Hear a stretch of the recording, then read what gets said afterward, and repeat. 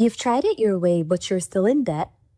Or maybe you're doing okay, but want to invest smarter, grow faster. MillionaireX.ai gives you real step-by-step strategies to ditch debt or stack wealth. Stop dreaming and start planning. Visit MillionaireX.ai today. I want you to be the next millionaire next door. Finding the right real estate professional can be challenging. I'm broker Melissa Wilson. I'm knowledgeable in all aspects of the real estate process. So whether you're looking to buy new or an existing home or have a commercial need, I'm here to help.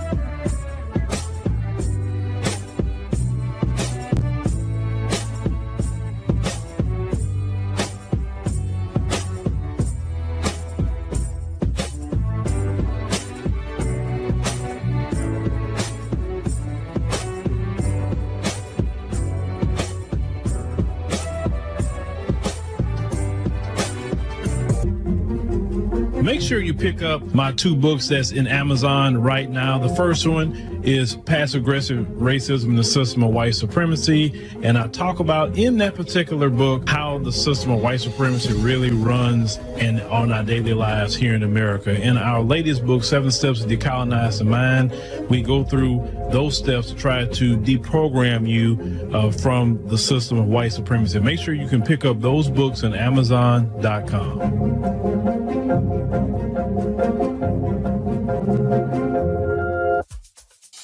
I used to work almost 14 hours a day. Every day he was sending me money for lunch. Every day is like when you go to work? Exactly. Every day when I go to work. But did you not feel creepy? Wait, of course he was giving you money all the time. But did you knew that he could actually afford you to such extent? I never really let my mom see that I was dating someone who was giving me money, whatever. Fortunately, I was like, okay, fine. I don't feel like it's gonna work for me in the office because I see there's money, like a lot of money, and it's not mine. Did you feel like you were gonna end up stealing it? I did a little bit. Watch Slay Queen only on the African Diaspora News Channel app. From November 14th to 21st, we're inviting you to join us for a powerful trip to Ghana.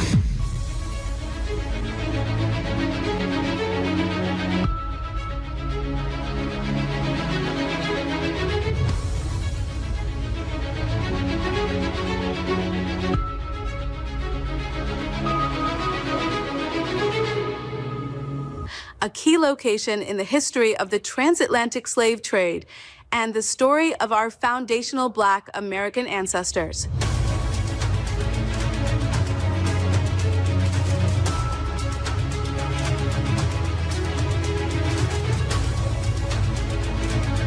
This isn't just a vacation.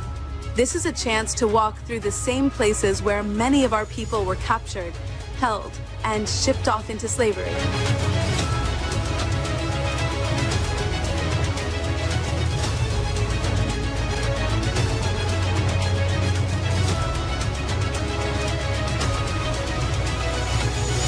We'll visit historic sites like Elmina Castle and Cape Coast, where you'll see with your own eyes what our ancestors endured. You'll also experience modern Ghana, the culture, the people, the food, and the history they carry, giving you a broader understanding of how our story intersects with theirs.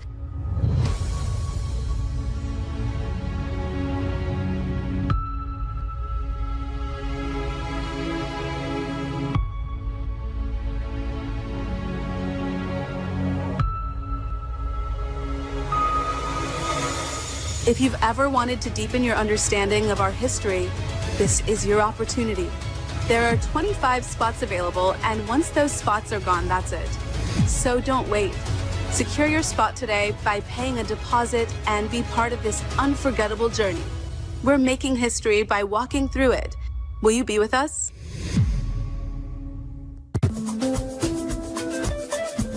What if I told you there's a news platform made just for us? Unfiltered, unapologetic, telling our stories from Africa and the diaspora.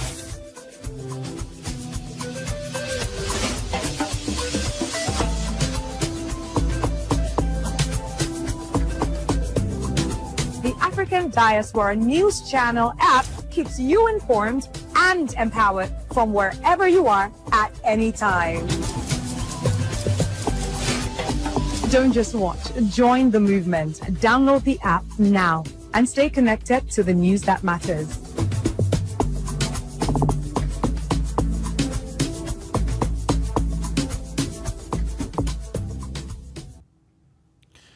All right, ladies and gentlemen, boys and girls, thank you for joining us on the stream this evening. We greatly appreciate it.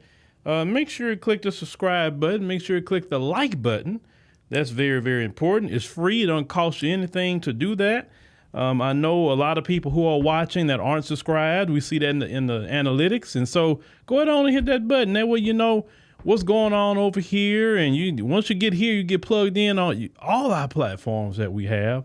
So thank y'all for joining us once again. Tonight, as you see here, we will be having a discussion about, what FBAs are shocked about when some Latino immigrants said, we're next. What would that mean about ICE? We're next. We got to talk about that tonight, ladies and gentlemen. But first of all, definitely, I know you just saw the interview, I think around 5 o'clock or 1700. With brother Jay Cameron and with the Ghana trip. So, we got about 13 spots left on that trip. Make sure you jump on there. He had talked about everything with it. So it's good to go over there and check out that video. It's here on the channel. And so you can kind of get a little bit more of extensive explanation about the Ghana trip that's coming up in November. Ladies and gentlemen, also, we want to thank you for joining the ADNC app. And you can definitely get a hold of that in the Google Play and Apple App Store. Take advantage right now because we are, Tuesday, the 17th of June, because we are still have our emancipation sale and only for the annual membership. So you go get the app, hit annual. When you get to the promo code, type in freedom and you get 19% off, ladies and gentlemen, 19% off the final sale of 2025. Take advantage of that, ladies and gentlemen. All right.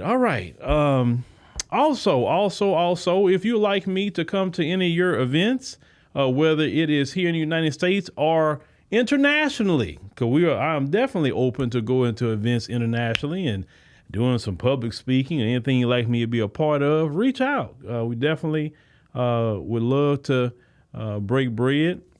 Of course, we'll negotiate. We need to negotiate, but we'll definitely break bread. So we're definitely open to that. All right. You say, does your platform sell any FBA merch? No, it does not. Not at all. But we sell ADNC merch. We have that. We have Emancipation Media. You'd like to get that. AfroWire AI shirts and gear. We have that. So yeah, if we sell anything is more so our branding, our stuff. And that's that. For me, I can't sell a lineage to anybody. But we could sell things representing our brand, right? All right. So let me go ahead on and get that. Keisha, you say you're proud of Chicago. All right. So what are we talking about tonight? So you remember that a lot of times when black people are like, yeah, we cool on that. We're going to just kind of rest. We're going to kind of relax. We're going to chill. And we kept hearing that, well, you guys need to get involved because after us, you're next. So we was quite perplexed. What do you mean we're next? In our mind, we've always been first. So what do you mean we're next? And, for a long time, even when, some of our brothers and sisters from the diaspora come over, they would, like to ask, or even if you travel, they'll say, where you from? And we'll say, oh, shoot, man, I'm from Port Arthur, Texas. In America, but Port Arthur, Texas in particular. That's where I'm from.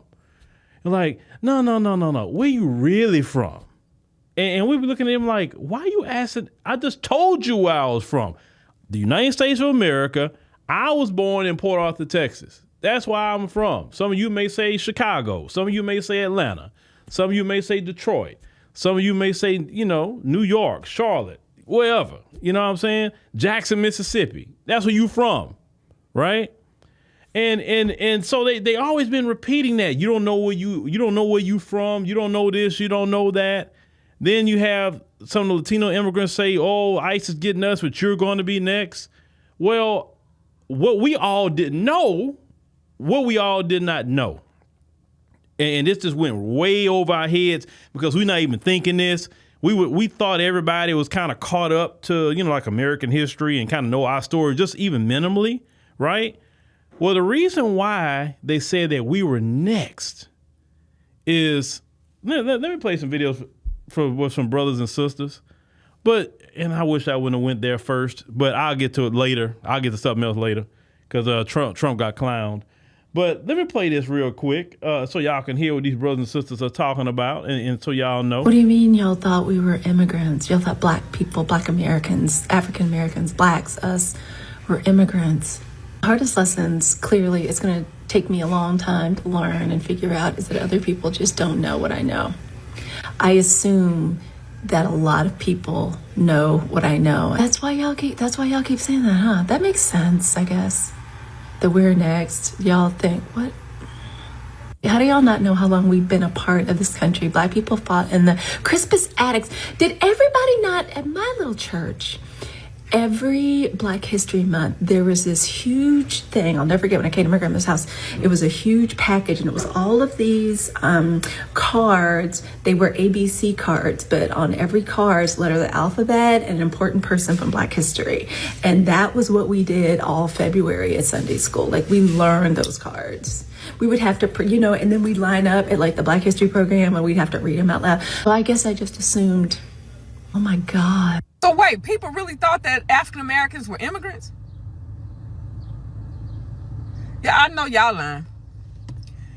Don't immigrants go like on their own? If they go to a particular country on their own accord, because they may be trying to get away from whatever. We ain't come here because we wanted to be here. We still don't want to be here. Hell, we hoping that they maybe put us out and send us somewhere. But what do y'all mean y'all thought we were immigrants? Immigrants? Y'all know the story of how we got here? Do that make sense? Like, this world is so disillusioned about African Americans. We're descendants of Africa, but we've been here for hundreds of years. We're not first generation, second generation, third generation, fourth generation, fifth generation. Like, we've been here. We built this country. The foundation of this country is built by African Americans. We didn't come here because we want to be here. Like, what are y'all talking about? Y'all thought we were immigrants. Immigrants? Who? Where? Immigrants? I got papers to prove I ain't no immigrant. Like, some of the stuff that I hear on social media is correct. Like, for real, y'all thought we were immigrants. Come on now. Stop playing. We don't want to be here now. Get us out of here. So Latinos, y'all thought we was immigrants? So you mean to tell me y'all thought we was just over here chilling? So that's why you guys are saying that we're next. Man, we was first. And they still ain't stopped coming for us. So, hey, just don't worry about us, man. We gonna take care of us, and y'all take care of y'all, man. Cause we know how y'all look at us, man. And don't try to say that it's not that way, man, because we know it is. We know it.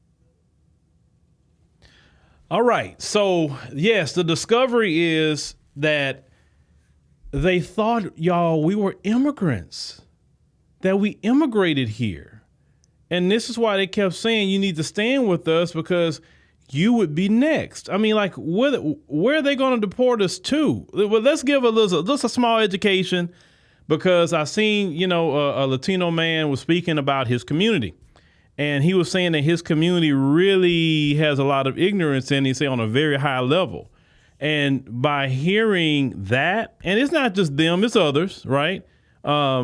clearly it has to be some of our brothers and sisters in the diaspora, because when you ask us where we're from, I'm like, and you of all people should know the story way more than the Latinos should know it, right? Come on now, you on the continent, you should know. You should never ask a Black American where they're from when you're on that continent, right? But then what I've learned about that, by traveling there, they're not taught the transatlantic slave trade at all.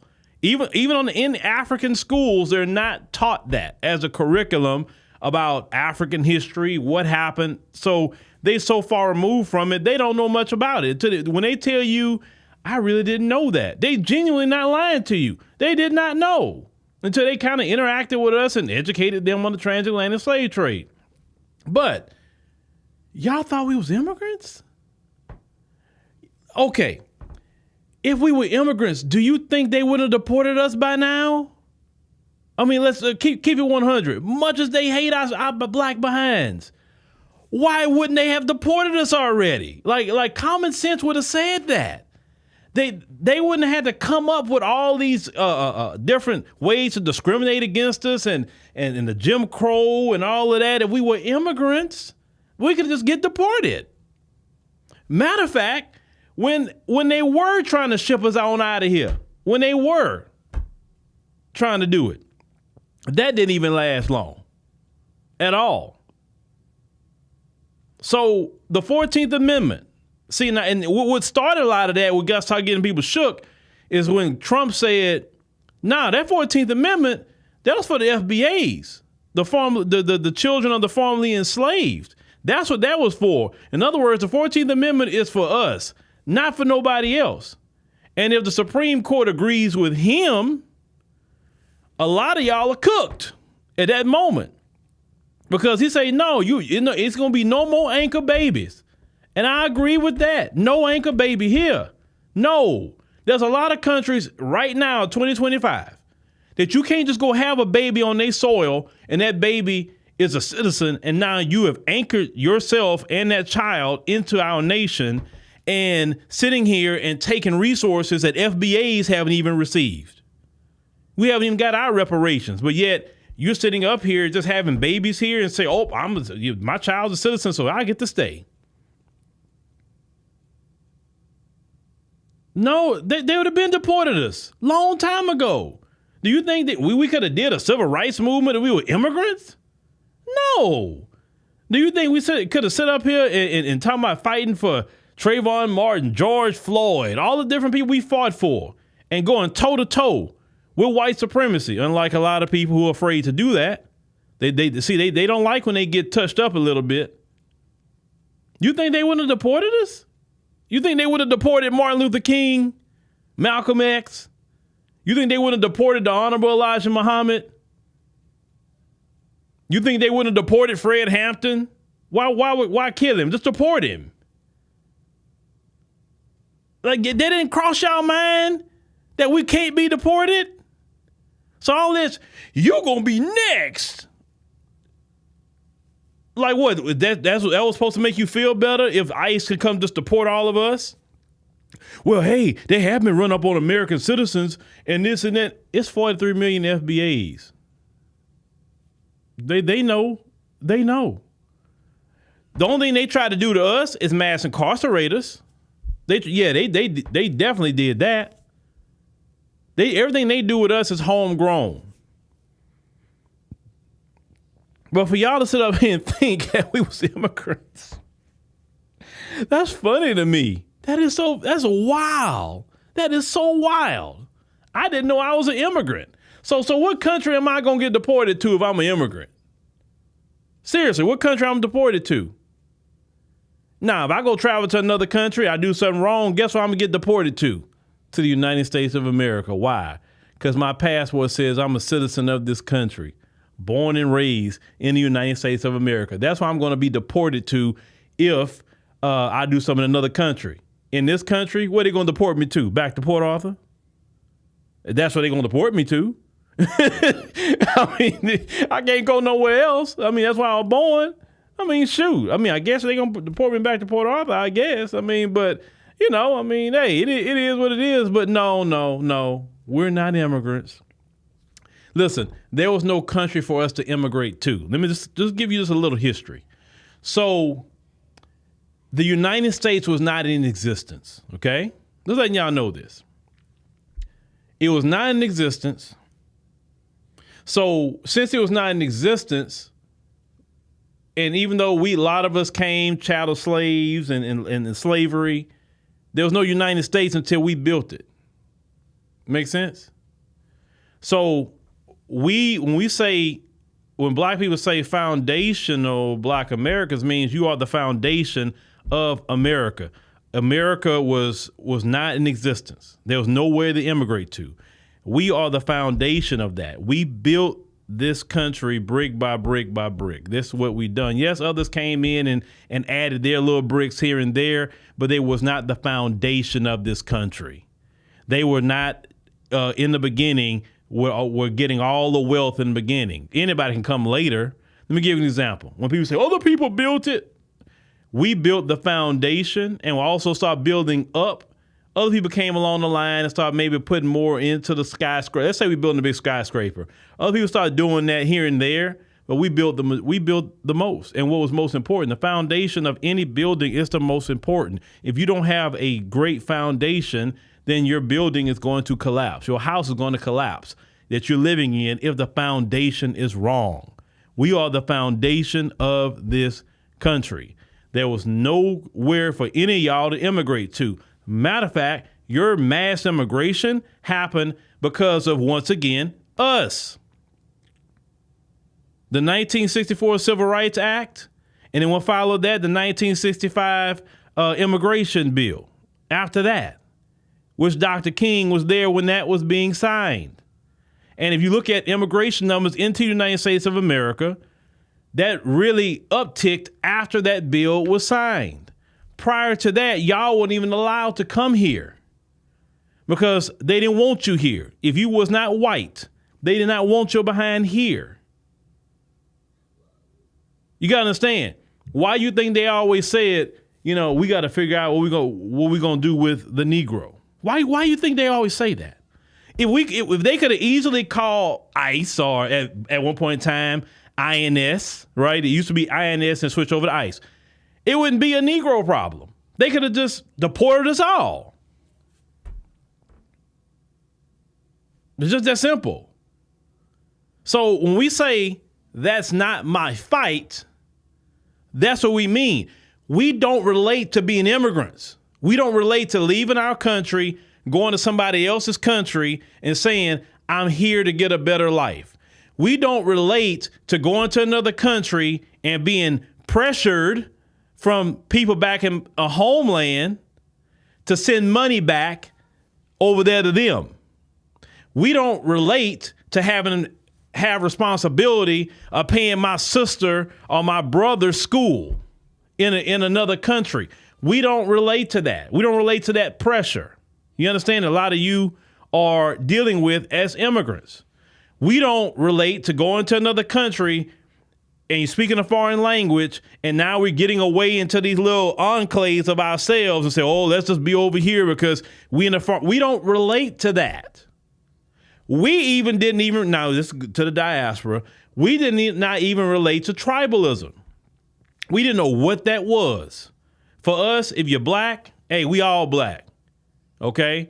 And then when when a lot of our brothers and sisters came over from the diaspora, they start doing the tribalism. Hey, I'm gonna go here. The Somalis over here, the Eritreans over here, the Ethiopians over here, the Nigerians over there. Everybody kind of separating their own group. And from the outside looking in, we never seen that before. It's like, what is that?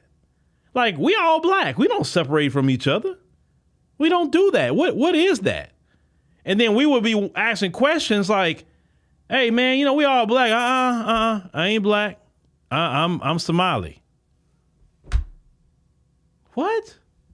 I ain't black. I'm Dominican. You're just a Negro that speaks Spanish. What are you talking about? You ain't black. And for a long time, we would have them little battles. And the Dominicans got the worst of it. I admit the Dominicans got the worst of it, I think. With the I'm no black, I'm Dominican. Oh, the Dominicans, I think, got it the worst. But the funny part is now, and I don't know if y'all been paying attention to this, the funny part is, ever since delineation, everybody want to be black. That's interesting. I thought that was an interesting concept when Black Americans say, you know what, you're right. You're Dominican. You're not black. You're right. You taught us something.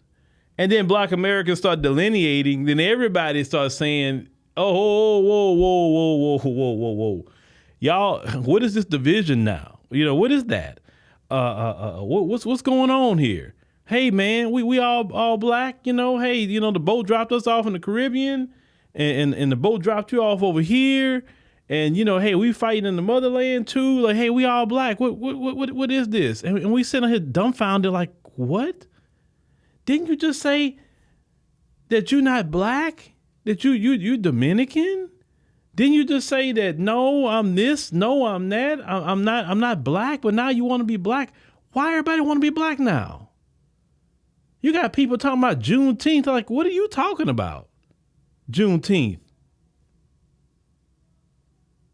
Well, everybody want to be black now. I'm talking about we talking about the diaspora. That's a whole different conversation in itself, because I remember so many times myself say, hey, brother, yeah, we all black. I've said it like, well, nah, I'm Nigerian, and it's I'm like, why did you say that?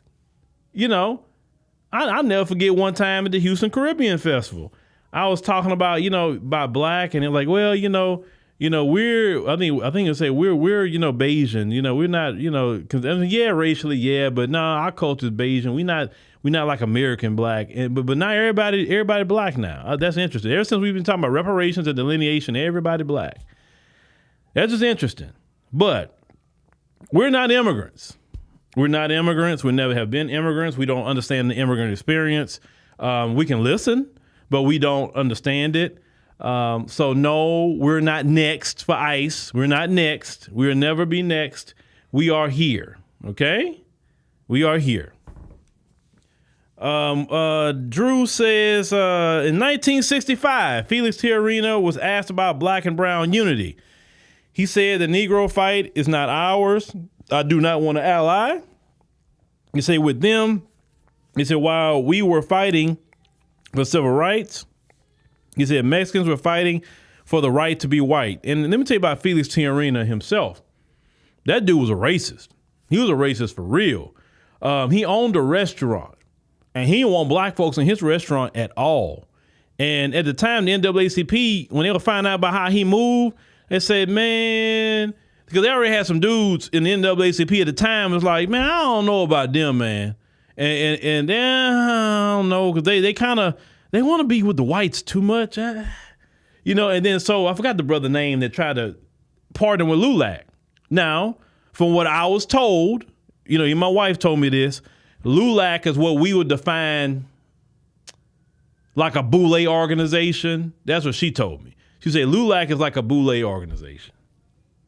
She said that's the uppity Hispanics. They're not looking out for the working class. They cut deals, and it doesn't benefit, the rank and file working class Hispanic. And so they make these little deals just like some of the Democrat boule organizations we have. And I said, oh, okay, so they like the boule. All right, I can give you that. But reality speaking, no, we have not seen any black and brown. No. But the reason why we have not seen any black and brown is because in their own communities, they have a major problem.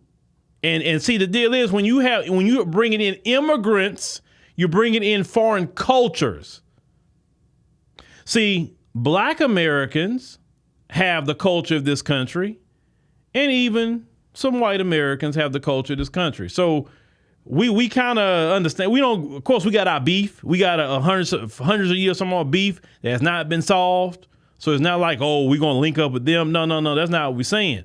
But we don't have a foreign culture. When you bring in these different groups, they have a foreign culture. You bring that in here with them. They don't leave their culture at the door. They bring it into this country. In Latin America in particular, they have some of the worst colorism out there. They would discriminate against their own if they're dark skinned. Don't even forget talking about the black Mexicans or the black Latinos. They are already discriminated against. The whiter you are, the lighter you are, the better. You understand? So some of them think they some conquistador. We're talking about the almost white ones. You know, a conquistador is nothing but a colonizer. But when they go to the real Spain, the real Spanish motherland over there, them conquistadors, let them know real quick what they think about them. They can't stand them. They don't like none of them in Latin America. They're too dark. They not white. They're too dark. But when you go to Latin America, like the Nuri Martinez, you know, Vicky was talking about her earlier today, the Nuri Martinez of the world, how she didn't like the Oaxacans, and that's the funny part about them too. 1 minute they say they indigenous. How you indigenous, but you got a problem with the Oaxacans? That's the real indigenous people of Mexico, the Oaxacans. And they're dark skinned, very dark. They're almost dark as me. And you got a problem with them, but when somebody tell you something, no, we indigenous. The indigenous people don't look like you. The indigenous people is dark. Very dark people. Matter of fact, in Mexico, y'all talk down on them. Y'all say Indio about them in a derogatory way. So when y'all come up here and from Latin America, come up here to America, you didn't leave that colorism and anti-black racism at the door. You brought it with you. So when you come over here, you see a black person, you see more of us. Oh, now it's a problem. And the white supremacists knew that. The white supremacists knew that. That's why he wants more of you. No, I want y'all to notice something. Who come? Pay attention to the landscape of who you really see come over here from Latin America. Latin America has a lot of black people. A lot of black people. More African slaves went to Latin America than they came here to this land. More than they went to more in Latin America than the Caribbean. Slavery was from Mexico all the way down. And when they had these caravans that was coming over here, and I kept noticing a pattern in these caravans, and I was like, where are all the black people? Is the black people like figuring it out in Latin America or something? Why aren't they running from their homeland and talking about they want a better life? Why is it always the lighter skinned ones running, but the darker skinned black ones, they're staying? Then we hear NGOs was footing the bill for a lot of them to come in these caravans, right? These NGOs are very evil. They do a lot of evil things in Africa, the Caribbean, Latin America. These NGO means non-governmental organizations. They do a lot of things. And the word on the street was they were funding those caravans. So, and paying the coyotes and the cartel and all of them to get them across up here to the United States of America.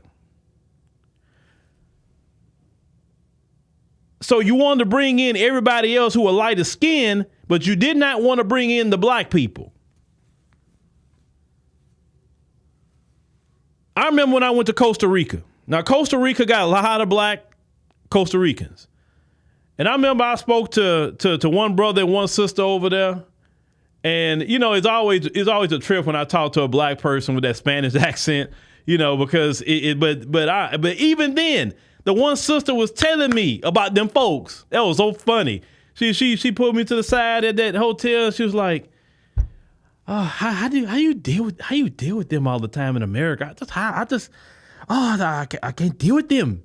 They so entitled and they this and I got to smile and they." She was going in. I say, "Sister, I already know.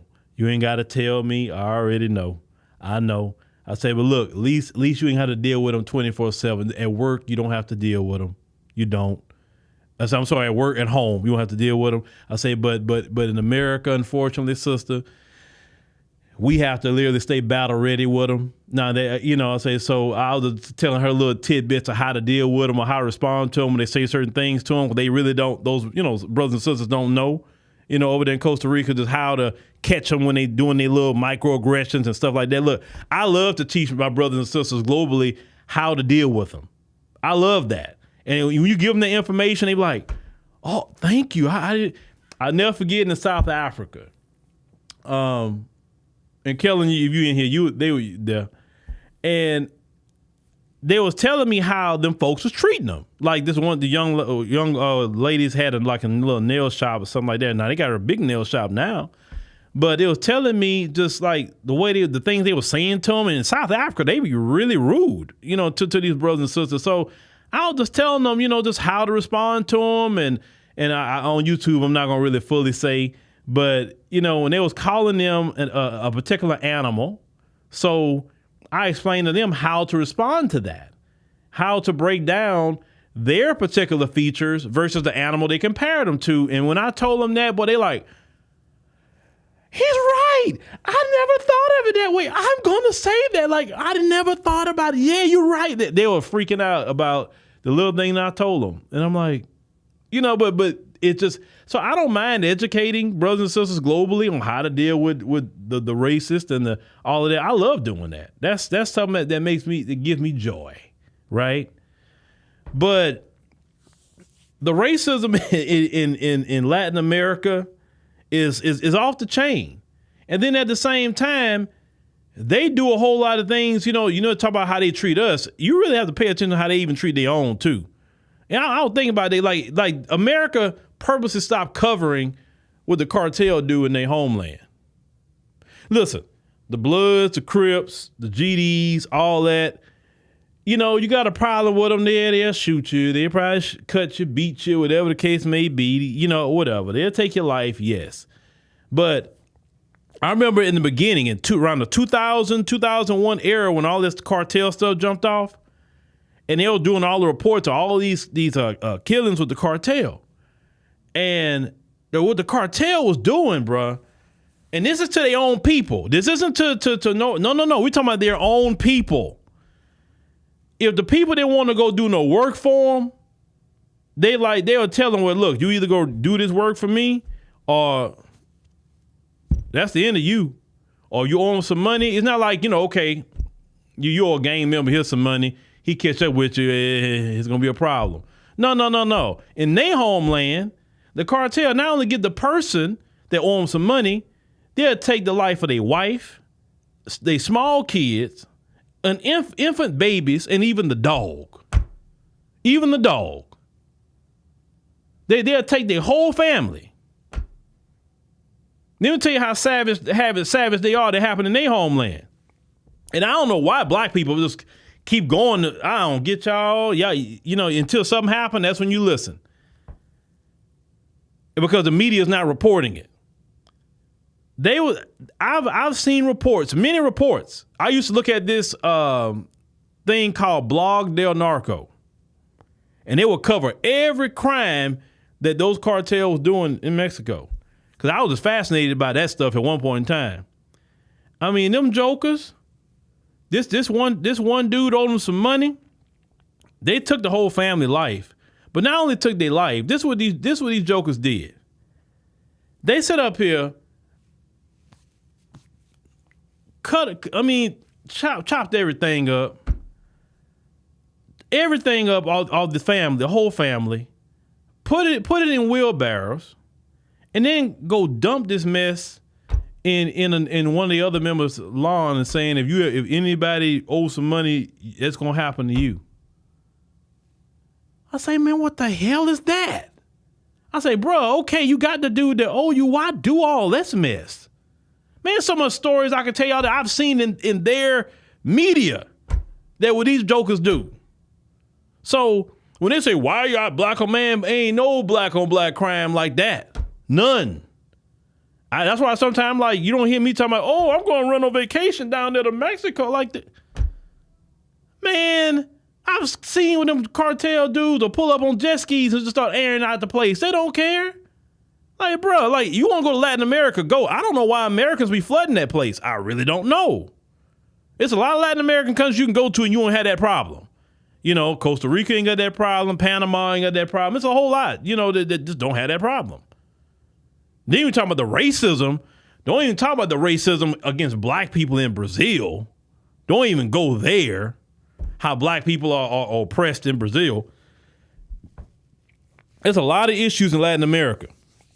A lot of them. Yeah. Jay Wiggum said that the cartel been like that for decades. He said it really showed up in the 90s. Well, the education I got about that. So the cartel's always been there, but they all had agreements. So hey, man, they basically had an agreement, kind of like almost like the Berlin Conference.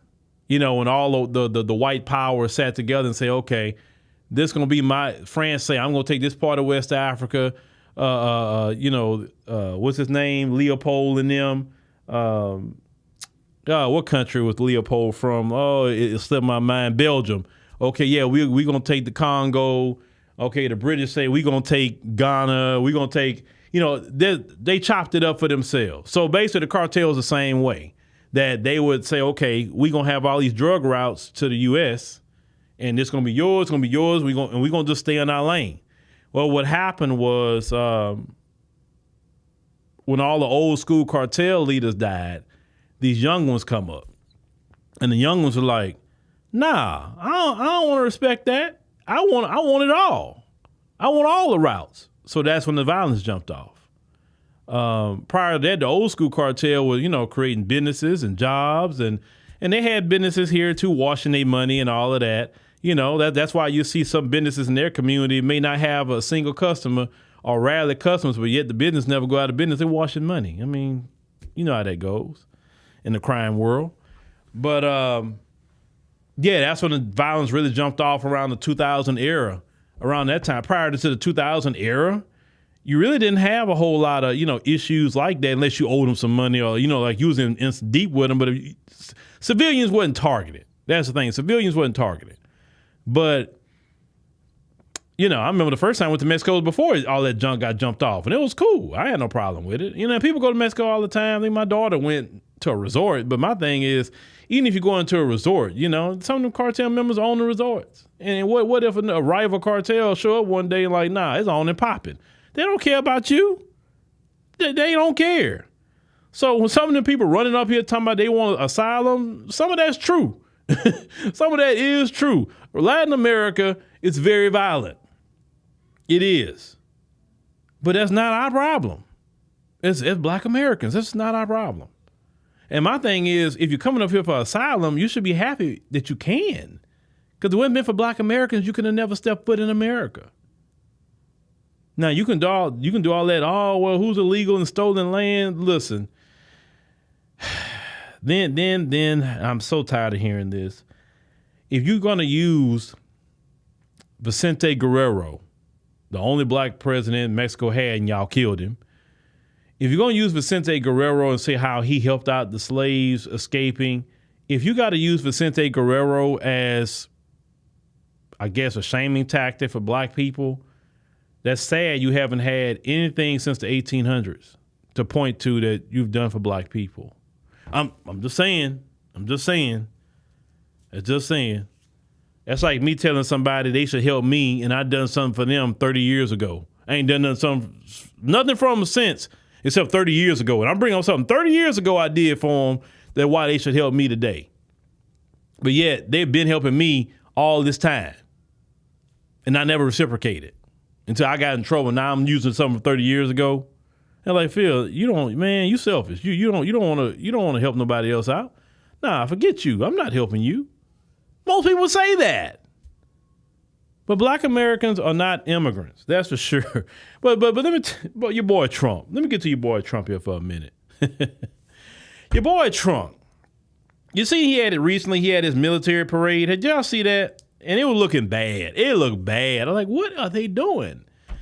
Well, I'm kind of glad what's been coming out about it. They said that a lot of soldiers didn't support that. And so they purposely was marching bad, purposely. And a lot of military people noticed it. that they say, oh no, they know how to march very well. They say they were purposely messing up because they were basically protesting Trump because they thought they didn't want to be used as a pawn for his ego in some military parade. I wouldn't even want to do that parade if they would have me looking like this.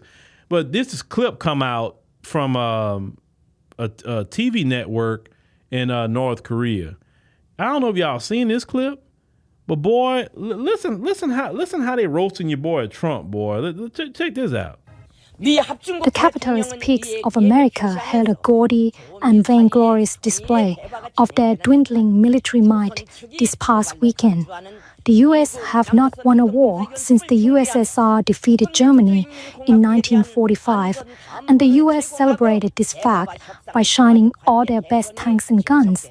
The inferior leader, pictured here looking old, confused and tired, sat next to an expensive prostitute and a drunk television host for the duration of the parade. In total, $40 million was spent on the parade by the debt-ridden failed state, shamefully done so at a time of increasing poverty in the country. Many have noted how pudgy and overweight the Trump looks at a time when Americans struggle for food. Unable to tolerate political dissent, the inferior leader's supporters shot dead an opposition politician in one city, while in other locations, a protester was shot and a follower of the cult leader attempted to drive his car into the crowd. The propaganda exercise was swallowed whole by the dull of mind and incurious of spirit. The helpless sheep believe themselves to be the envy of the world, but the world laughs in their faces. Man, I like, man, y'all doing it like that? Look, let me tell y'all countries throughout the world. Let me tell y'all something. Black Americans have nothing to do with these folks, okay? Any decision that this government is making, they did not consult us for it. They didn't consider us. Hell, look at how, listen, countries throughout the world, look at how we're treated even today in 2025. Y'all know that we have been victimized and oppressed in our own country that we built, okay? And this is why a lot of times we don't have problems. When they say they got an issue with Americans, they're not talking about me and you. They're talking about them. They'll see us with that American passport. A lot of them know our story, or they may bring up George Floyd to you. I never forget when I went to Turkey, kind of right after a year or so after George Floyd. I think it was 2021. I went to Turkey, and the people came up to me and they was like, "Hey, we seen all that the way the police had did that to George Floyd, and how do black people, how do you live over there?" He said, well, some of y'all, maybe y'all could try to live here or somewhere else, but he said, we don't have our police doing that. He's like, it was crazy. Why are they so racist? They was asking me a ton of questions about America, right?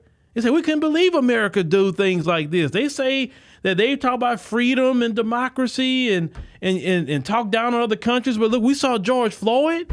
Like black people is constantly their Achilles heel. When they go run their mouth about how great they are, they say, "Yeah, but look at how you treat black people."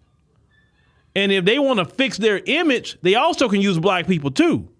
See, when they did the 1964 Civil Rights Act, that cleaned up their image before the world. Because the USSR at the time was saying, how you gonna run around the globe talking about democracy and look at them images coming out your country of what you doing to black people, Martin Luther King and Selma and all of that. Listen, it was better for them to sign the Civil Rights Act for their global public relations. And right now, I would tell the folks, it would be even better for your public relations if you go ahead on and do reparations in the form of cash payments. People will see, oh, America trying to right the wrongs of history. They really believe in what they're saying. They making black people whole. And on top of cash payment reparations, you equalize all the laws, change the laws, jail anybody that's trying to be unequal and unfair and discriminatory and sabotage. That would really make you look good before all the earth. Because you really need a PR revamp. Because the way you're moving, you're looking bad. You're looking real bad right now. You're looking horrible before the world. People not trusting you. Trump, 1 minute you saying that the United States ain't got nothing to do with what Israel's doing with Iran. Then the next minute you talking about, yeah, we knew about it and we may get involved. Like, but yeah, you told Kamala, you said Kamala's going to get us in World War III. What are you doing? What happened to you? Because last administration, you didn't do that. What happened to you, bro? But that's a conversation I'm going to have a little later. But yeah, everybody cooking America. Everybody cooking them.